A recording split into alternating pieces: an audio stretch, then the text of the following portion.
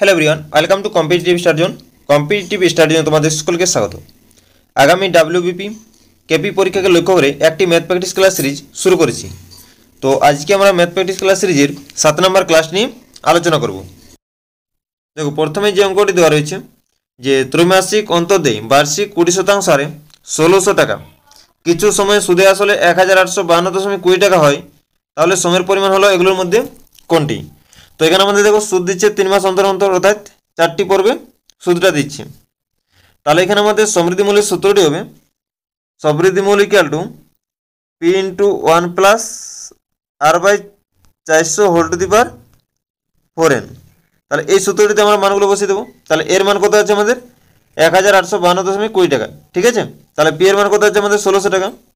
তাহলে এখানে পি এর মান 1600 গুণিত 1 প্লাস আর বাই 400, তাহলে আর এর মান আছে 20 by 400 whole to the power 4n equal to 1852.20। এখানে দশমিকটা উঠিয়ে দিলে আমাদের কী হবে, নিচে 100 হয়ে যাবে, ঠিক আছে। তাহলে এখানে আসছে 185220 ডিভাইডেড বাই 100, ঠিক আছে। তাহলে এখানে আমাদের কত কাটছে 20 400 হয়। তাহলে 1 প্লাস 1 বাই 20 মানে কত আসছে আমাদের 21 by 20 whole to the power 4n equal to কত আসছে আমাদের 185220 ডিভাইডেড বাই 100 গুণ 1600। এখানে একটা শূন্য, এখানে একটা শূন্য কাটছে, এটা কত কাটছে আমাদের 2 দিয়ে 9261 কাটছে। এখানে 2 দিয়ে কত কাটছে আমাদের 800 কাটছে। তাহলে উপরে কত হচ্ছে আমাদের 9261 আর নিচে হচ্ছে আমাদের 8000। তাহলে 9261কে আমরা লিখতে পারবো 21 হোল টু দি পাওয়ার 3 এবং 8000কে লিখতে পারবো 20 হোল টু দি পাওয়ার 3। তাহলে এখানে আমাদের 4n সমান কত আসছে 4n সমান 3 আসছে। তাহলে n সমান কত আসছে 3/4। তাহলে এখানে আমাদের সময়ের পরিমাণটা হচ্ছে 3/4 বছর। তাহলে আমাদের বছরটাকে মাসে করতে গেলে কী করতে হয়, বছরটাকে মাসে করতে গেলে 12 দিয়ে গুণ করতে হবে, ঠিক আছে। তাহলে 3/4 গুণিত 12, তাহলে এখানে কত কাটছে 3 কাটছে। তাহলে 3 4 এই 3 3 9। তাহলে এখানে আমাদের সময়ের পরিমাণটা হচ্ছে 9 মাস। তাহলে এখানে সঠিক অ্যান্সার হচ্ছে অপশান সি, ঠিক আছে। কোয়েশ্চেন নাম্বার 2, 5 বছর পূর্বে পিতার বয়স পুত্রের বয়সের 8 গুণ ছিল। এখন থেকে 5 বছর পর পিতা ও পুত্রের মোট বয়স হবে 65 বছর। তাহলে পিতার বর্তমান বয়স এগুলোর মধ্যে কোনটি হবে? তো দেখো এখানে আমাদের কী দেওয়া আছে যে 5 বছর পূর্বে পিতার বয়স পুত্রের বয়সের 8 গুণ ছিল। তাহলে আমি ধরে নিচ্ছি যে 5 বছর পূর্বে পুত্রের বয়স ছিল x, তাহলে পিতার বয়স কত হবে, যেহেতু 8 গুণ আছে তাহলে আমাদের 8x হবে, ঠিক আছে। তাহলে আমাদের 5 বছর পূর্বে অর্থাৎ বর্তমানে পিতার বয়স কত হবে 8x প্লাস 5 এবং পুত্রের বয়স কত হবে x প্লাস 5। আবার বর্তমান বয়স থেকে 5 বছর পরে কী দেওয়া আছে, পিতা পুত্রের মোট বয়স দেওয়া আছে 65। তাহলে 5 বছর পরে পিতার বয়স কত হবে 8x প্লাস 10 এবং পুত্রের বয়স হবে x প্লাস 10, 5 করে যোগ করে দিচ্ছি, ঠিক আছে। তাহলে আমাদের 5 বছর পরে আমরা যে বয়সটা পাচ্ছি তাদের যোগফলটা কত দেওয়া আছে আমাদের 65 দেওয়া আছে, ঠিক আছে। তাহলে এখানে যোগ করলে কত আসছে দেখো 8x প্লাস x মানে কত হচ্ছে 9x সমান এখানে 10 প্লাস 10 20, সেটা বাঁ দিকে নিয়ে যাচ্ছি। তাহলে 65 মাইনাস 20 মানে কত হচ্ছে আমাদের 45। তাহলে x সমান কত আসছে 5 আসছে, ঠিক আছে। তাহলে আমাদের কী বার করতে বলেছে যে পিতার বর্তমান বয়স কত। তাহলে পিতার বর্তমান বয়স কত 8x প্লাস 5। তাহলে এখানে মানটা বসিয়ে দাও। তাহলে কত হচ্ছে 8 গুণিত 5 প্লাস 5 মানে কত হচ্ছে 5 8 40 প্লাস 5 মানে কত হচ্ছে 45। তাহলে পিতার বর্তমান বয়স হচ্ছে 45 বছর। তাহলে এখানে আমাদের সঠিক অ্যান্সার হয়ে যাচ্ছে সি এর অপশানটি, ঠিক আছে। পরের প্রশ্ন দেখো, কোয়েশ্চেন নাম্বার 3, একটি ভগ্নাংশের হর লবের থেকে 4 বেশি। যদি লব ও হরকে 3 করে বাড়ানো হয় তবে নতুন ভগ্নাংশটি হয় 4/5। তাহলে মূল ভগ্নাংশটি হলো এগুলোর মধ্যে কোনটি? তাহলে এখানে কী দেওয়া রয়েছে দেখো, একটি ভগ্নাংশের হর লবের থেকে 4 বেশি। তাহলে ভগ্নাংশটি হচ্ছে যদি আমাদের লব x ধরা হয় তাহলে হর কত হবে x প্লাস 4। তাহলে এটি হচ্ছে আমাদের মূল ভগ্নাংশ। এরপর কি বলেছে, যদি লব ও হরকে 3 করে বাড়ানো হয় তাহলে নতুন ভগ্নাংশটি হচ্ছে 4/5। তাহলে আমাদের লবের সঙ্গে 3 যোগ করছি, আবার হরের সঙ্গে 3 যোগ করলে কত আসবে, x + 7 সমান কত হচ্ছে নতুন ভগ্নাংশটি 4/5। তাহলে এরপর আমরা ক্রস মাল্টিপ্লিকেশন করলে কত আসবে দেখো, 5x + 15 সমান 4x + 28। তাহলে এখানে 5x - 4x মানে কত হচ্ছে x, এখানে 28 - 15 মানে কত আসছে 13। তাহলে x এর মান কত পেলাম 13। তাহলে এখানে x এর মানটা বসিয়ে দাও, তাহলে কত আসছে 13/13 + 4 মানে কত আসছে 17। তার মধ্যে মূল ভগ্নাংশটি আসছে 13/17। তাহলে এখানে সঠিক অ্যান্সার হচ্ছে এর অপশানটি। ঠিক আছে, পরের প্রশ্ন, কোয়েশ্চেন নম্বর 4, যে একটি রেল ইঞ্জিনের সামনের এবং পিছনের চাকার পরিধি যথাক্রমে 140 সেন্টিমিটার এবং 350 সেন্টিমিটার। ইঞ্জিনটি যে ন্যূনতম দূরত্ব গেলে চাকা দুটির একসাথে পূর্ণ ঘূর্ণন হবে তা হলো এগুলোর মধ্যে কোনটি? তো দেখো, আমাদের সামনের চাকার পরিধি কত আছে 140 সেন্টিমিটার এবং পিছনের চাকার আছে পরিধি 350 সেন্টিমিটার। তাহলে ইঞ্জিনটি যে ন্যূনতম দূরত্ব গেলে চাকা দুটি একসাথে পূর্ণ ঘূর্ণন হবে সেটি আমরা কি করে বার করব? তো এই পরিধি দুটোকে আমাদের লসাগু করে দেবে, লসাগু করে যেটি পাবো সেটি হচ্ছে আমাদের নির্ণয় অ্যান্সার। ঠিক আছে, তাহলে লসাগু থেকে কত আসে, প্রথমে 7 দিয়ে, তাহলে এখানে 20 আর এখানে 50, এরপর কত দিয়ে যাবে 2 দিয়ে 10 আর এখানে 25, এরপর 5 দিয়ে, 5 দুগুণে 10, 5 5 25। তাহলে লসাগু কত হচ্ছে 5 দুগুণে 10, 5 10 50, 50 দুগুণে 100, 700 হচ্ছে। তাহলে আমাদের ইঞ্জিনটি 700 সেন্টিমিটার দূরত্ব গেলে চাকা দুটি একসাথে পূর্ণ ঘূর্ণন হবে। তাহলে এখানে আমাদের সঠিক অ্যান্সার হচ্ছে অপশান বি, 700 সেন্টিমিটার। পরের প্রশ্ন, কোয়েশ্চেন নম্বর 5, এক ব্যক্তির বয়স তার 2 ছেলেমেয়ের বয়সের সমষ্টির দ্বিগুণ। 20 বছর পর তার বয়স হবে ছেলেমেয়েদের বয়সের সমষ্টির সমান। তাহলে ওই ব্যক্তির বয়স হলো এগুলোর মধ্যে কোনটি? তো দেখো, এখানে আমাদের কী দেওয়া রয়েছে, যে এক ব্যক্তির বয়স তার ছেলেমেয়ের বয়সের সমষ্টির দ্বিগুণ। আমি ধরে নিচ্ছি যে 2 ছেলেমেয়ের বয়সের সমষ্টি হলো x, তাহলে আমাদের ব্যক্তির বয়স কত হবে 2x হবে। ঠিক আছে, এরপর কি বলেছে, যে 20 বছর পর ব্যক্তির বয়স হবে তার ছেলেমেয়ের বয়সের সমষ্টির সাথে সমান। তাহলে 20 বছর পরে ব্যক্তির বয়স কত হবে 20 + x, এবং 20 বছর পরে তার 2 ছেলেমেয়ের বয়স কত হবে, তাহলে দুজনের 20 করে বাড়বে, তাহলে x প্লাস কত হবে 40। তাহলে এখন আমাদের কি বলেছে, যে ব্যক্তির বয়স এবং ছেলেমেয়েদের বয়সের সমষ্টি সমান, তাহলে এই দুটো আমাদের সমান হয়ে যাবে।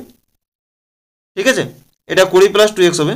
তাহলে এখানে কত আছে 2x - x মানে কত হচ্ছে x, ইকুয়াল টু 40 - 20 মানে কত হচ্ছে 20। তাহলে আমাদের কী বার করতে বলেছে, যে ওই ব্যক্তির বয়স হলো এগুলোর মধ্যে কোনটি? তাহলে আমাদের ওই ব্যক্তির বয়স হবে, এখানে কত আছে 2x আছে, তাহলে 2 গুণিত x, x এর মান কত পেয়েছি 20, তাহলে 20, তাহলে কত হচ্ছে আমাদের 40 বছর। তাহলে ওই ব্যক্তির বয়স হচ্ছে 40 বছর। তাহলে এখানে সঠিক অ্যান্সার হয়ে যাচ্ছে সির অপশানটি। ঠিক আছে, পরের প্রশ্ন দেখো, কোয়েশ্চেন নম্বর 6, যে কিছু সংখ্যক ছাত্রের গড় ওজন 55 কেজি, তাদের মধ্যে 20 জন ছাত্রের গড় ওজন 60 কেজি এবং বাকি ছাত্রের গড় ওজন 51 কেজি, তাহলে মোট ছাত্রের সংখ্যা কত? আমি ধরে নিচ্ছি যে মোট ছাত্রের সংখ্যা হলো 1 জন। ঠিক আছে, তাহলে দেখো 1 জন ছাত্রের গড় ওজন কত দেওয়া আছে আমাদের 55। তাহলে আমাদের 1 জন ছাত্রের গড় ওজন যদি 55 হয় তাহলে মোট ওজন কত হবে, মোট ওজন হবে 55 গুণিত 1, সেটা হচ্ছে আমাদের মোট ওজন। ঠিক আছে, এরপর কি বলেছে, যে 20 জনের গড় ওজন আছে 60, তাহলে আমাদের বাকি ছাত্রদের গড় ওজন আছে 51। শুধু তো পড়তেই গেল সময়টা। এরপর দেখো 6 নম্বর অঙ্কটি, যে কিছু সংখ্যক ছাত্রের গড় ওজন 55 কেজি, তাদের মধ্যে 20 জনের গড় ওজন 60 কেজি, বাকি ছাত্রদের গড় ওজন 51 কেজি, তাহলে মোট ছাত্রের সংখ্যা কত? তাহলে আমি ধরে নিচ্ছি যে মোট ছাত্রের সংখ্যা হচ্ছে x, তাহলে 1 জন ছাত্রের গড় ওজন যদি আমাদের 55 হয় তাহলে মোট ওজন কত হবে 55 গুণিত x, এটা হচ্ছে আমাদের 1 জন ছাত্রের মোট ওজন। তো এখানে আমাদের কী দেওয়া হয়েছে, যে 20 জন ছাত্রের গড় ওজন হচ্ছে 60, 20 জনের গড় ওজন হচ্ছে 60, তাহলে 20 জনের মোট কত হবে, মোট হবে 60 গুণিত 20।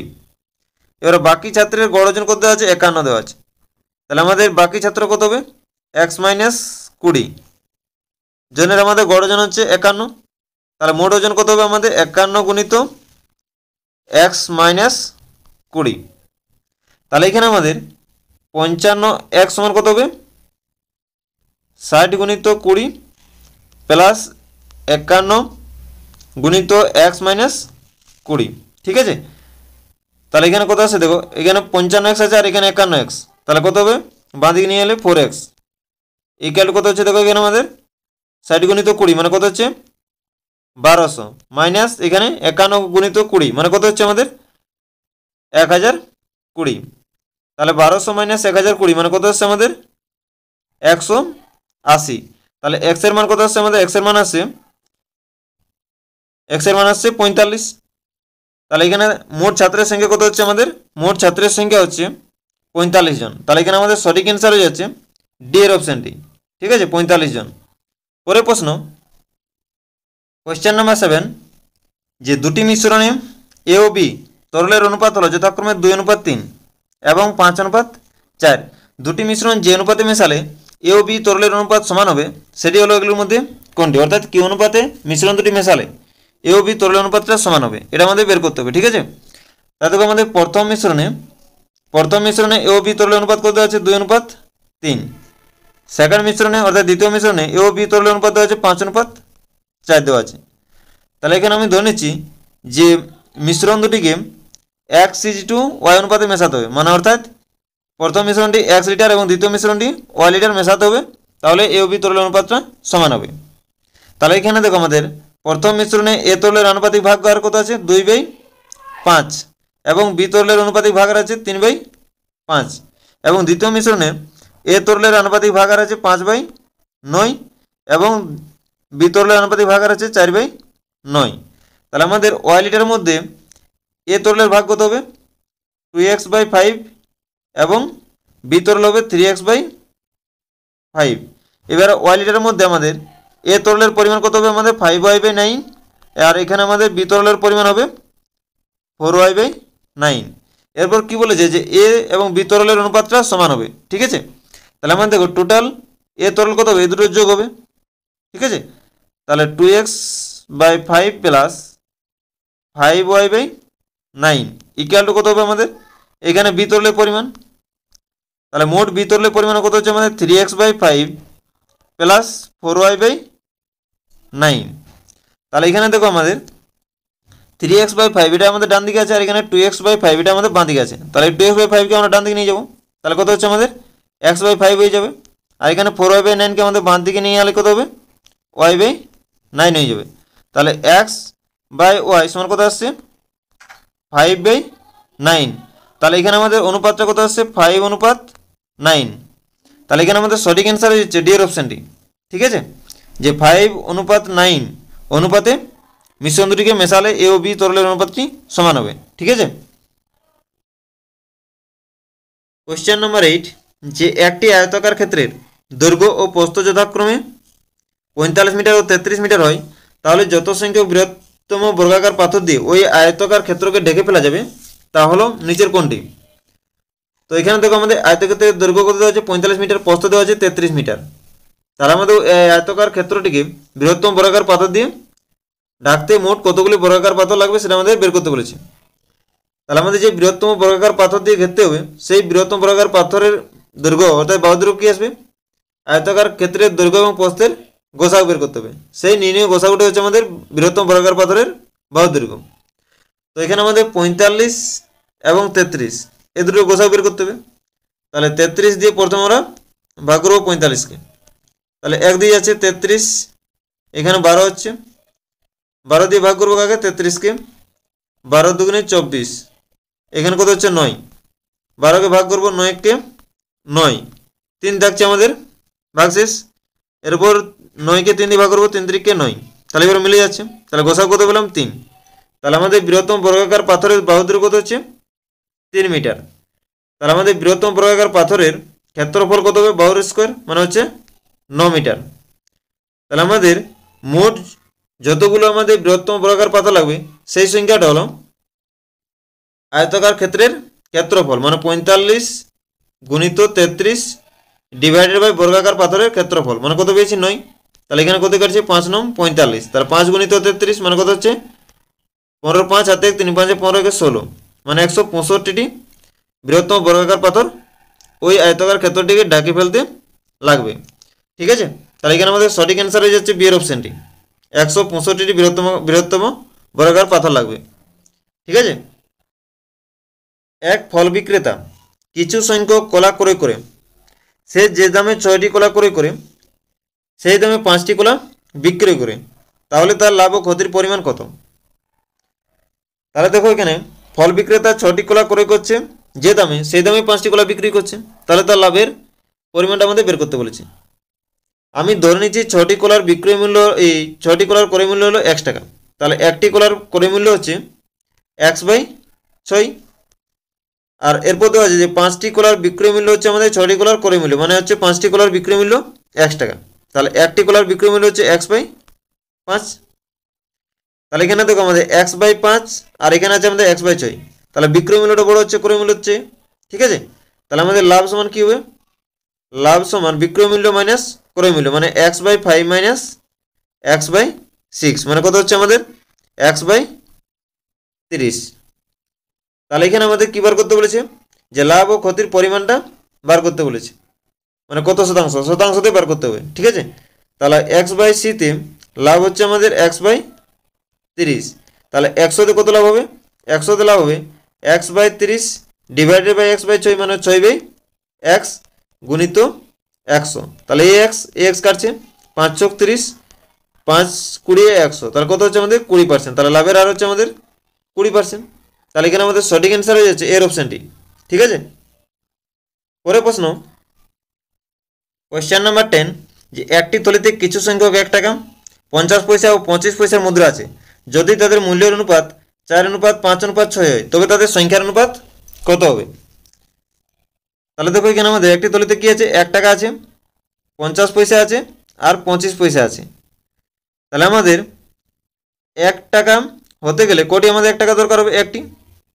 আবার আমাদের 1 টাকা হতে গেলে কটি 50 পয়সা দরকার হবে? দুটি। আবার আমাদের 1 টাকা হতে গেলে কটি 25 পয়সা দরকার হবে? 4টি। তাহলে এখানে দেখো আমাদের কি বলেছে? যে তাদের মূল্যের অনুপাত দেওয়া আছে 4:5:6। তাহলে আমাদের 1 টাকার আমাদের মূল্য আছে 4, 50 পয়সার মূল্য আছে 5 টাকা, আর আমাদের 25 পয়সার মূল্য আছে 6 টাকা। তাহলে আমাদের 1 টাকার মূল্যের জন্য আমাদের কটা 1 টাকার প্রয়োজন? একটা। তাহলে 4 টাকার জন্য কটা লাগবে? 4 × 1 মানে 4টি। এখানে আমরা দেখো 1 টাকা মূল্যের জন্য আমাদের কটা 50 পয়সা লাগছে? দুটি। তাহলে এখানে আমাদের 5 টাকার জন্য কটা লাগবে? 5 × 2 মানে 10টি। এখানে দেখো 1 টাকা মূল্যের জন্য আমাদের কটা 25 পয়সা লাগছে? 4টি। তাহলে আমাদের 6 টাকা মূল্যের জন্য কটা লাগবে? কটি লাগবে 25 পয়সা? 6 × 4 মানে কত হচ্ছে? 24টি। তাহলে তাদের সংখ্যার অনুপাতটা কত হচ্ছে? 4:10:24 মানে কত হচ্ছে? এটা 2 কাটছে, এটা 5 × 10 আর এটা হচ্ছে 12 × 24, তাহলে 2:5:12। তাহলে এখানে আমাদের সংখ্যার অনুপাতটা হচ্ছে 2:5:12। তাহলে এখানে আমাদের সঠিক অ্যান্সার হয়ে যাচ্ছে বি এর অপশানটি। ঠিক আছে, তো আজকের ক্লাসটি আমি এখানে শেষ করছি। সকলকে অসংখ্য ধন্যবাদ।